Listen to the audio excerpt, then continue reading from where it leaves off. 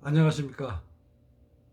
오늘은 뭐 국내 정치, 뭐 보궐선거 이런 좀 머리가 아픈 얘기는 좀 뒤로 하고 대한민국의 발전적인 그 미래에 대해서 한번 생각해 보는 시간을 좀 가져볼까 합니다. 2년 전에 저는 참 대한민국의 국민으로서 굉장히 자부와 긍지가 높고 기뻤습니다. 그 이유는 2019년에 대한민국이 3050 클럽에 가입되는 아주 엄청난 쾌거를 이루었는데요. 이제 3050 클럽은 전 세계에서 7국가밖에 지금 가입이 안 돼 있는데, 그 기준은 이제 1인당 국민소득이 이제 3만 불 이상이고, 인구수가 총 5천만이 넘은 이제 그걸 기준으로 해서 이제 7국가가 지금 3050 클럽에 가입됐습니다. 중국은 뭐 경제력이 있지만 1인당 국민소득에서 이제 기준 미달이고, 또 인구수는 작아도 국민소득이 높은 국가도 이제 가입이 안 되는, 그래서 인구와 국민소득이 고루 3만 불 이상, 5천만 이상의 인구수가 됐을 때 이제 가입이 되는데, 저희 나라가 2019년에 가입이 됐습니다.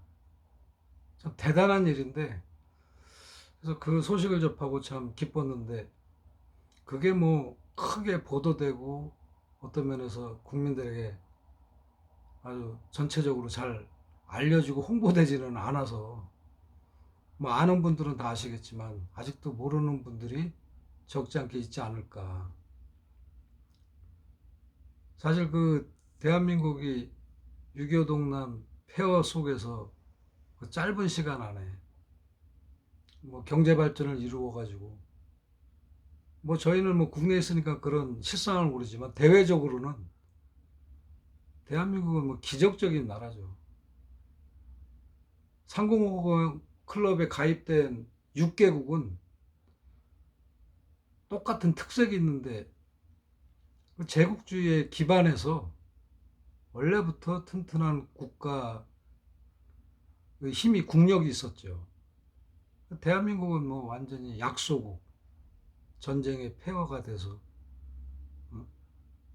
원조를 받는 국가 아니었습니까? 그런데 불과 진짜 70년 만에 엄청난 일을 이루었다. 사실은 국내적으로는 뭐 여러 가지 문제가 있고 풀어야 될 난제들이 많지만, 대외적으로 비추어지는 대한민국은 정말 기적 그 자체. 어떤 면에서는 세계 그 국가들이 참 이해할 수 없는 그런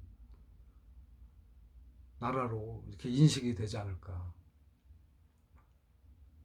그리고 향후 그 미래를 진단하는 학자들도 뭐 대한민국의 그 경제력은 나날이 발전할 것이다. 이제 그거에 어떤 뭐 전제는 있습니다. 전제는 뭐 없는 건 아니지만 큰 이변이 없는 이상 대한민국의 미래는 밝다. 이런 진단들을 많이 하고, 그래서 문재인 대통령이 이제 남북 관계 개선을 위해서 이제 비핵화를 포함한, 이제 사실은 그 밑바닥에는 이제 경제 교류가 있었잖아요. 남북 경제 교류. 북한의 그 무궁한 자원과 남한의 발달된 어떤 기술이 이제 하나가 돼서 교류가 되면 가히 폭발력을 발휘할 거다. 무시무시한 뭐 경제의 비약적인 성장을 이제 기대를 한다 해서, 만약에 남북 교류가 되면 2050년 정도 되면 뭐 미국 경제와 쌍두마차를 이루어 가지고 크게 발전할 거다. 이런 진단을 내놓기도 했습니다. 저도 뭐 전체적인 그 경제 전문적인 지식은 없지만 큰 틀로 봤을 때 대한민국의 미래는 그렇게 어둡지 않은데, 이제 지금 고비란 말이에요. 비약적인 성장을 하느냐 마느냐. 그것은 일차적으로 어디에 관건이 있냐 하면 미국과의 긴밀한 경제 교류에 있다. 제가 이거 하나만은 이제 알고 있는데, 지금 미국은 바이든 행정부가 들어서서 아주 대대적인 인프라 투자, 사회 경제적 투자를 하면서 경제 부흥을 더 공고히 하는. 저희 나라도 그 미국 행정부의 그런 경제 정책을 좀 본받아 가지고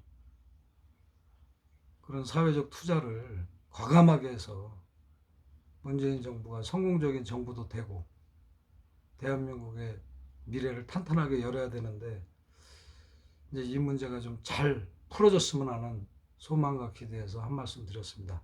감사합니다.